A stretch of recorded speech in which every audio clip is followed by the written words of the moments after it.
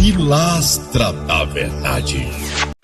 Gilberto Gil, que praticamente é um ateu, ele tem religião como cultura e ele fez uma pergunta ao Varela, ao doutor Varela, sobre o ateísmo do Varela, e vamos ouvir a resposta. A resposta foi muito boa.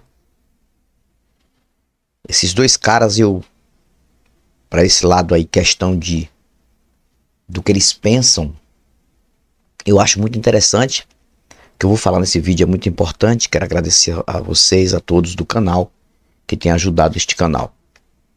E é algo mais para meditar. O que eu vou falar é algo mais para refletir e refletir bem. Eu vou colocar aqui a entrevista do Gilberto Gil quando ele era mais novo. O que ele fala aqui sobre essa questão de Deus. Depois eu coloco lá a pergunta que ele fez para o Varela. E a resposta do Varela. E eu vou fazer também a minha indagação sobre essa questão ateísmo e a importância de um ser humano raciocinar de forma natural. Vamos ouvir aqui. Bom, Deus é uma invenção nossa, né? Nós inventamos. Foi preciso que alguém primeiro pensasse nele, cogitasse disso, esperasse por isso, chamasse por isso, desse nome a isso. E aí surgiram os vários nomes de Deus. Então eu diria que eu acredito nos vários nomes de Deus, porque são as chamadas gerais. Ou seja, ele está dizendo o seguinte, que ele passou a acreditar nos nomes que inventaram de forma cultural, de forma respeitosa, porém que a humanidade faz a esse princípio necessário. Deus é esse contínuo entre o antes desconhecido de cada um de nós, o atual, buscar o conhecer, e o posterior desconhecido de novo. Quer dizer, o homem é esse intervalo. Deus permanece nesse intervalo. Eu acho que Deus une essa coisa toda. Esse Deus que ele está falando aqui é questão mental, né? Deus mental. Porque, na verdade, todo ser humano, dentro de qualquer vertente religiosa ou fora, mas que tenha uma influência religiosa, todo ser humano, com certeza absoluta, ele tem um Deus criado na mente dele e ele acompanha os nomes dos deuses criados e escolheu um desses nomes. Um escolhe Jeová, não, eu quero Jeová, eu acredito em Jeová, Jesus, que é o da Bíblia, que aqui no Brasil é o mais escolhido, porque o país é religioso cristão. E a questão também é o seguinte: em determinado país, nação, em determinada religião, determinado Deus, por aquele que quer acreditar naquele. E aí o que o Gilberto Gil falou é questão um Deus mental de cada um. Mental, deixando claro. Toda une o que não éramos, o que somos e ao que não seremos. Que é Deus é que dá essa esperança de que houvera antes algo como há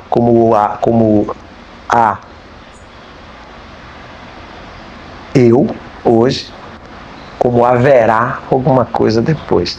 Então Deus é essa esperança. Deus é uma esperança, né? Então aí ele definiu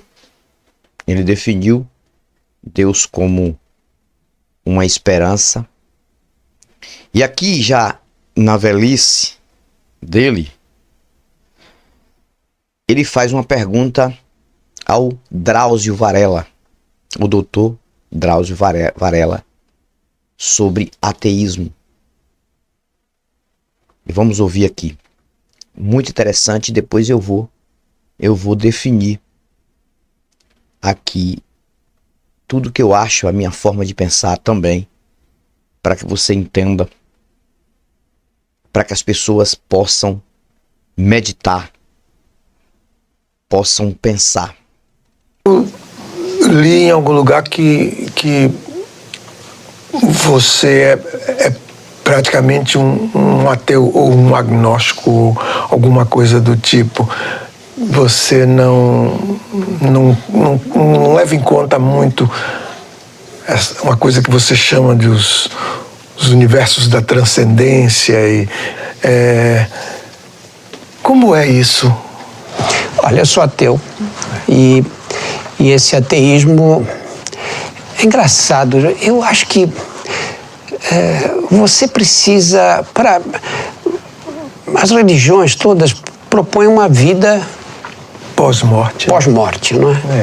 E essa vida pós-morte tem vários significados de acordo com cada religião. Eu não consigo acreditar nisso.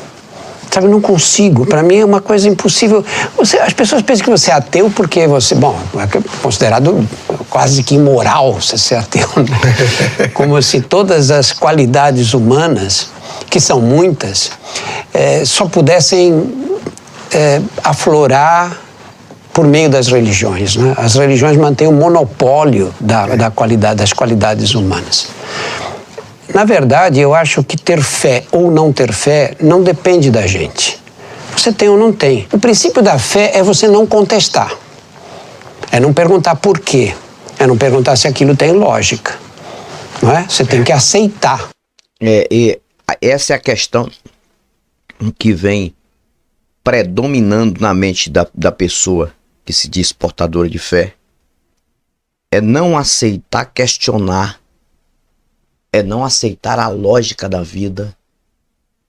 É aceitar o que se fala, o que se lê.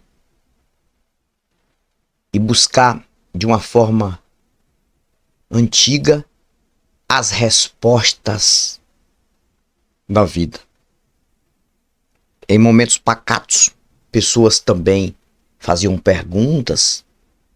E dentro dessas perguntas e observando a natureza, sem nenhuma tecnologia para saber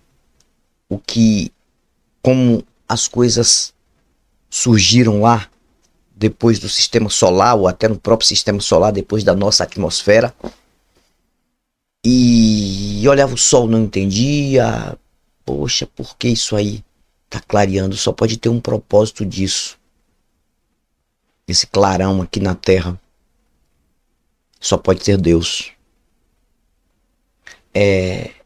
Esta lua, este clarão à noite, esse satélite aí, eles nem chamavam de satélite.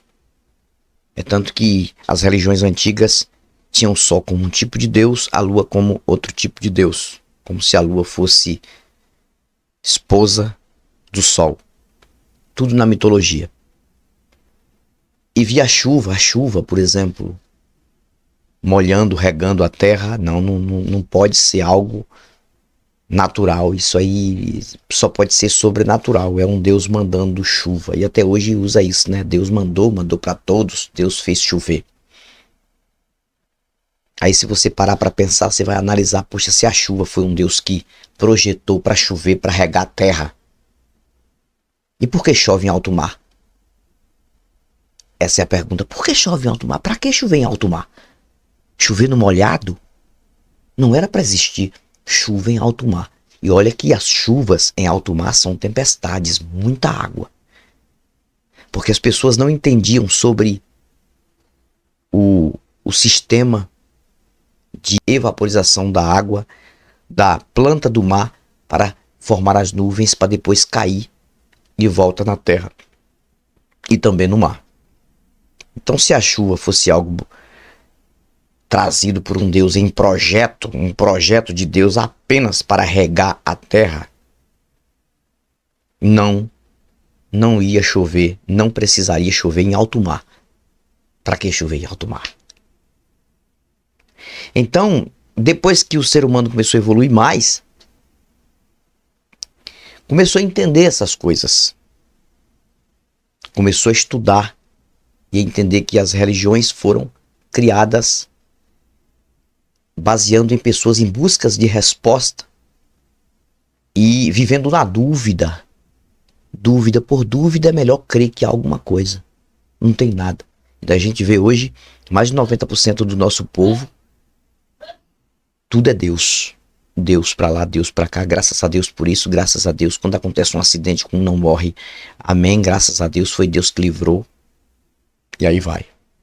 Porque a religião, na verdade, ela criou uma lente embaçada nos olhos das pessoas.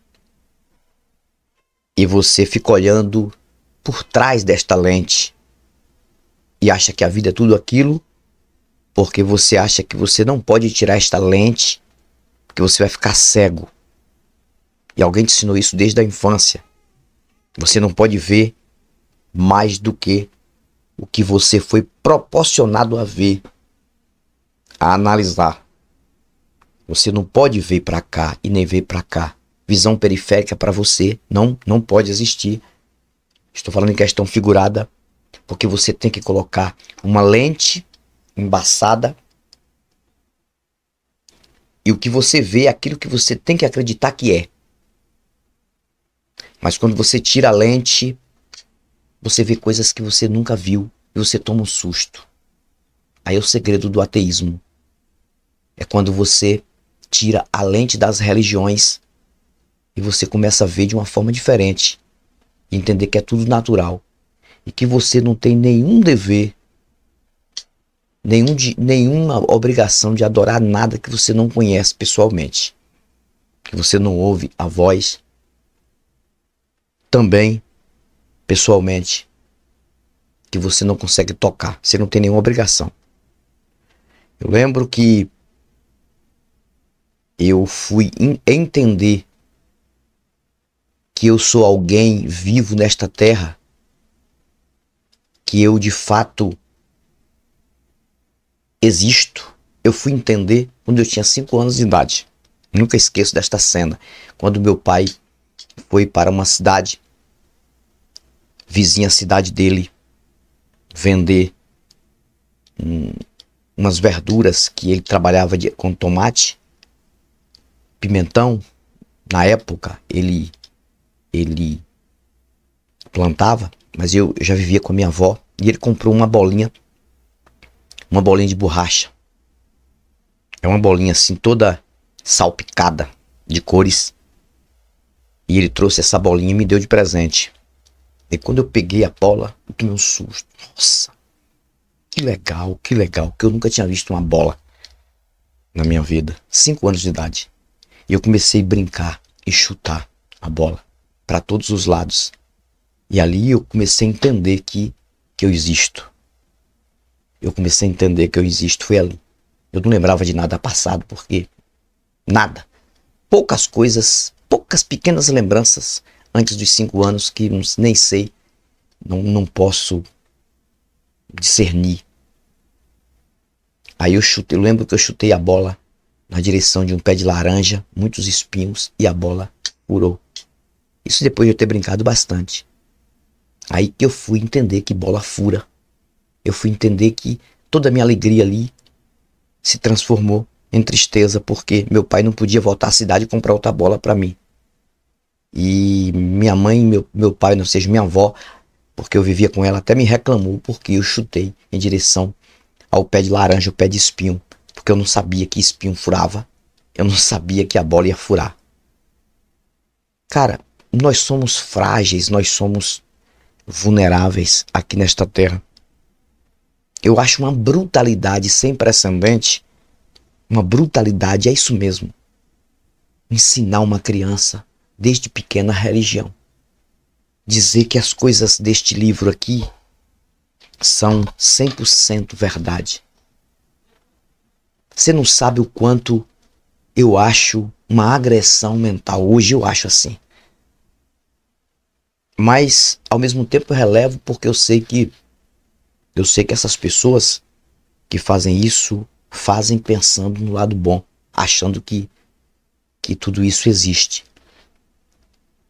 Teve um comentário num grupo que eu participo da família, que às vezes eu entro pra falar algumas coisas só pra colocar fogo no grupo, né?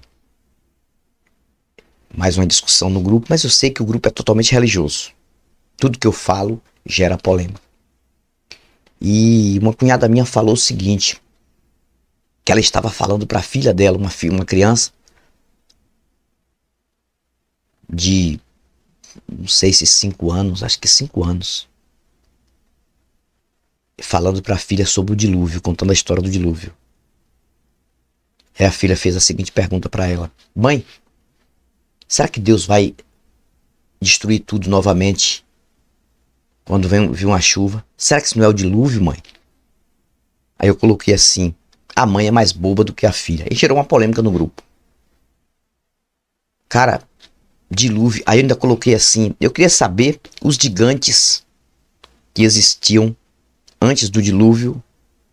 E depois do dilúvio, os filhos desses gigantes aparecem lá em Canaã. Será que eles estavam surfando no dilúvio? E a história do dilúvio também é uma lenda, uma das maiores lendas, uma das maiores fábulas, que não tem lógica. Um Deus que quis mandar um dilúvio para consertar o mundo e hoje está pior. E depois do dilúvio foi pior. E a represália disso tudo, segundo a história, depois de milhares e milhares de crianças, de inocentes morrerem no dilúvio, né? Porque só a família de Noé, segundo a história, sobreviveu. A represália disso tudo foi Noé tomar um porre, logo em seguida, depois que ele plantou uma vinha, que ele nem sabia que talvez que aquilo ali, que a uva poderia produzir álcool, o suco da uva, mas que isso é tudo uma lenda. E ficou despido dentro da tenda, caído, ficou embriagado, e o filho entrou e viu e saiu falando que ele estava embriagado e estava despido, e ele amaldiçoou o filho. E aí vem mais maldição. Aí você vai ver, a história do dilúvio não tem sentido. Deus sabendo de tudo isso, por que ele trouxe o dilúvio? Para que o dilúvio? Se ele sabia que depois do dilúvio ia ser pior. Enfim. E eu fico observando que esse pessoal crente faz de tudo para ensinar os seus pequenos filhos a religião, ensinar as historinhas de carochinha disso aqui como verdade, e a gente não pode dizer nada quando a gente fala. Então eu acho uma agressão, por mais que a pessoa não sabe que está fazendo esta agressão, por mais que essa pessoa tenha uma boa intenção talvez, porque também essa pessoa é uma pessoa enganada, eu acho uma brutalidade ensinar uma criança religião, colocar uma lente embaçada desde na criança, e a criança não poder enxergar o que está aqui, ficar ali achando que o mundo dela é aquilo ali. Eu tenho para mim uma coisa, já vou finalizar o vídeo, que todas as pessoas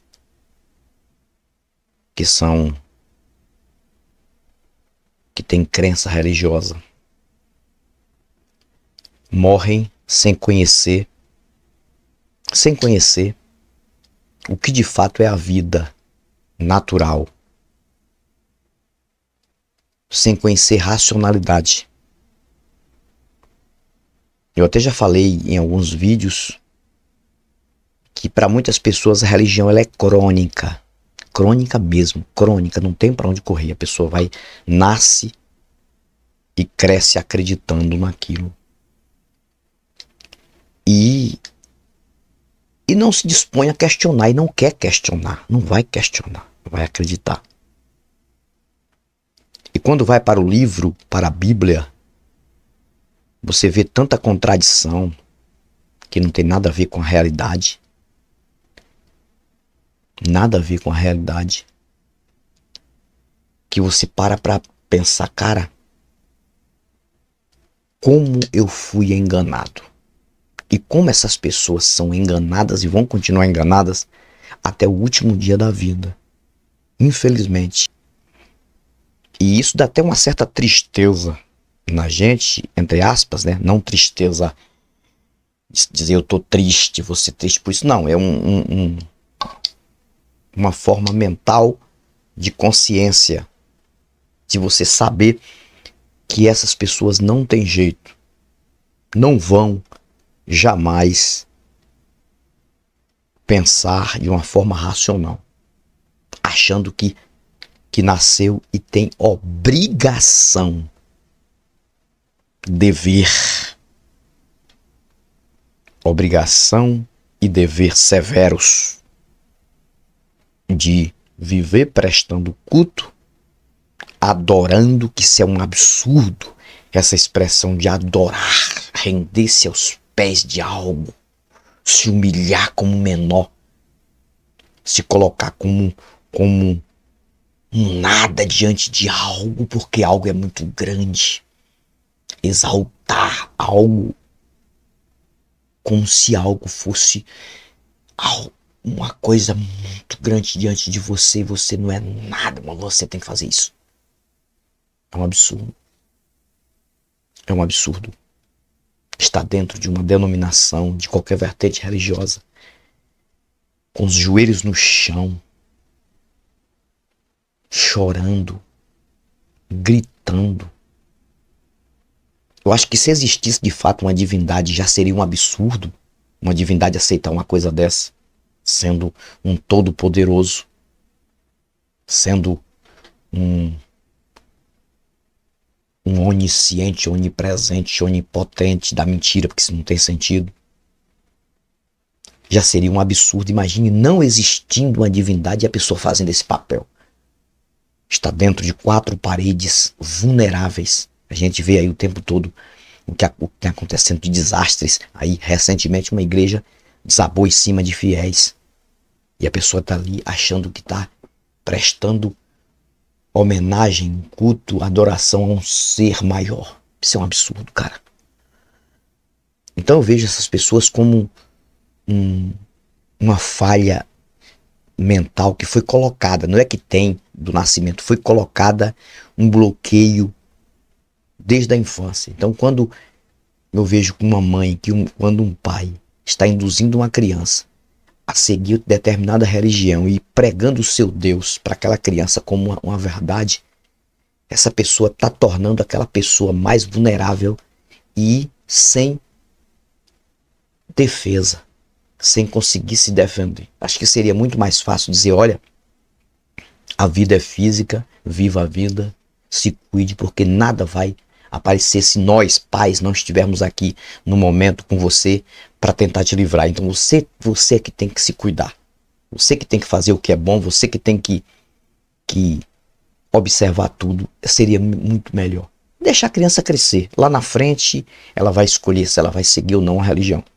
Agora, ensinar uma religião à criança extrema, botar a criança, obrigar uma criança a estar dentro de igreja cantando, tá pregando, tá de joelho, tá orando. Tem pessoas aí que obrigam os filhos de joelho o tempo todo. Cara, isso é um absurdo, isso é uma agressão. Eu espero que você tenha entendido esta minha reflexão, usando aqui em uma carona esse vídeo do Varela e do Gilberto Gil. Espero que você tenha entendido o que eu tinha falado neste vídeo. Um abraço, tudo de bom, Antônio Galvão. Eu volto com novos argumentos e novas indagações. Pilastra da Verdade.